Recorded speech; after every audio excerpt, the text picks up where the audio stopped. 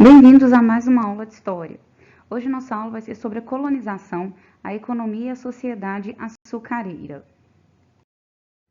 Além da economia, a sociedade açucareira, ela serviu para colonizar a terra, que era uma coisa que Portugal já queria.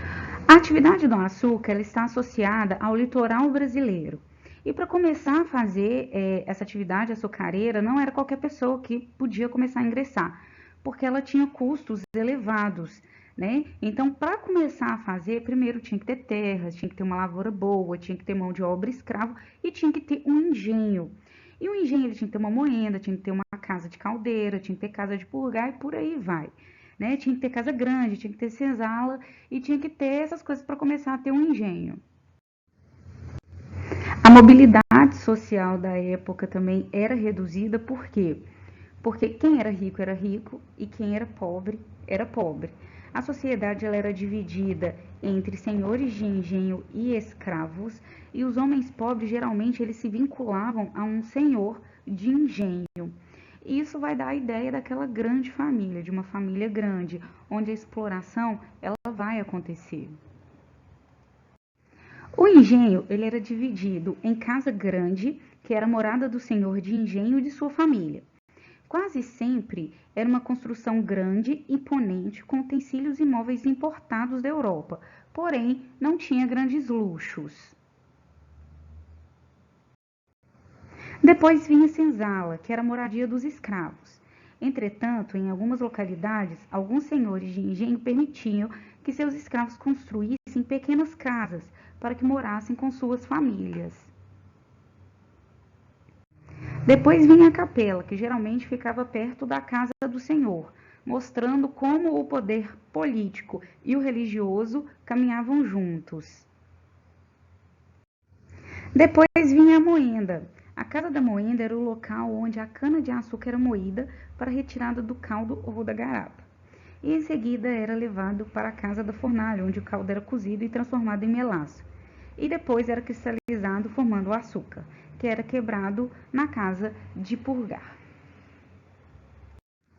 Então aqui a gente tem um engenho, aqui o número 1 é a casa grande, o número 3 é a senzala, o número 12 vai ser a roça dos escravos.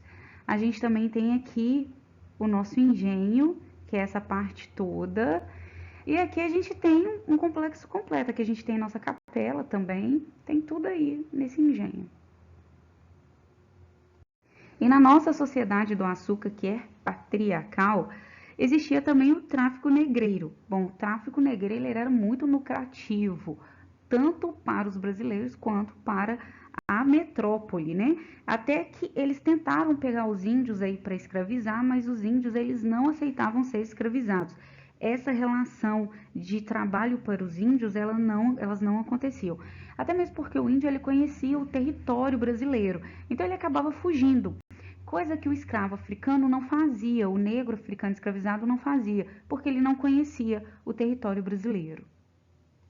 Tem-se notícia primeiro do açúcar na Índia Oriental. Eles fabricavam um suco fermentado, que era o suco da cana, e ele chamava essa bebida de sal indiano.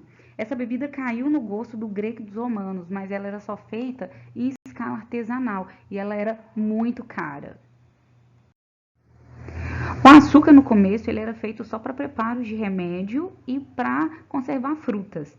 E só quem tinha muito dinheiro tinha açúcar, então ele só era encontrado em casa de pessoas que tinham muita condição financeira. Né? Foi no século XVIII que ele começou a se popularizar, porque foi plantadas, teve muitas lavouras na América. E é por isso que ele começou a se popularizar na Europa. O litoral nordeste é que foi a parte mais explorada financeiramente do Brasil. Por quê? Porque ali em Pernambuco e na Bahia é que estavam as melhores terras para colocar o plantio da cana-de-açúcar, além também de ser a parte do Brasil mais próxima de Portugal, para navegar para Portugal. A capitania de São Vicente, no começo, ela também foi aquela capitania que apareceu muito. mas com relação ao preço do frete da cana-de-açúcar, ela perdeu para o Nordeste brasileiro. Então, ela acabou virando uma capitania de subsistência, virou uma capitania de economia de subsistência. Inclusive, o primeiro engenho foi instalado na capitania de São Vicente em 1532. E o sucesso foi tão grande que aí a metrópole começou a incentivar as outras capitanias a fazerem também o plantio de cana-de-açúcar. Em São Vicente a gente viu que não foi tão lucrativo, mas aí no Nordeste, no litoral Nordeste do Brasil, aconteceu de uma forma que foi muito mais lucrativa para a coroa portuguesa. Pernambuco foi o estado que teve as melhores condições geográficas para o desenvolvimento da cana-de-açúcar, porque lá o clima era tropical, que era favorável, tinha um solo fértil, que era o solo de Massapê. Então, por isso que ele acabou por ser o maior produtor de açúcar até meados do século XVII. No começo também chamava de engenho só aquela parte que fazia, que tinha o moinho, que tinha aquela primeira parte que se fazia necessário para a fabricação do açúcar. Mas aí com o tempo foi se chamando todo o complexo, onde tinha casa grande, onde tinha senzala, tudo acabou se chamando de engenho. E aí também com o tempo, os senhores de engenho ele foi precisando de mais solo para plantar açúcar. Por quê? Porque eles não cuidavam do solo. Então eles também foram abrindo mais, foram desmatando mais a mata. E por isso foi acabando mais com a Mata Atlântica do Brasil. Junto ao engenho sempre existia um curral.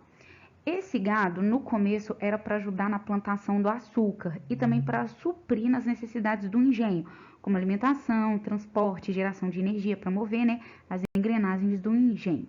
Com o tempo, o gado foi se separando também da cana. Lógico que ainda existia gado nos engenhos, mas o gado ele foi adentrando para o sertão. E com isso, as pessoas foram criando seus próprios rebanhos, porque às vezes as pessoas livres, elas eram pagas com cabeça de gado. E com isso, eles começavam o seu próprio rebanho, se tornando assim donos de rebanho. A sociedade açucareira, ela concentrou todos os poderes na mão dos senhores de engenho. E esses senhores de engenho, eles faziam parte de uma aristocracia. As características dessa sociedade eram patriarcal, era uma sociedade patriarcal, rural, escravista, católica e miscigenada. O senhor de engenho ele se caracterizava por ser branco, proprietário de terras e ter escravos. Ele mandava, ele tinha muito poder dentro dos seus domínios e fora deles também. Inclusive, ele mandava nas câmaras municipais, dentro da política, e ele era considerado um homem bom. As mulheres, por sua vez, se fossem da elite, né, claro, elas tinham o papel de gerar filhos, educar os meninos, até que eles crescessem, fossem estudar na Europa.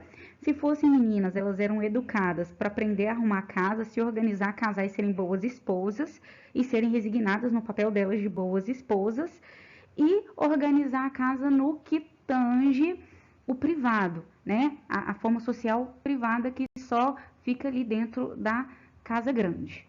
Então é só isso por hoje e até a próxima aula.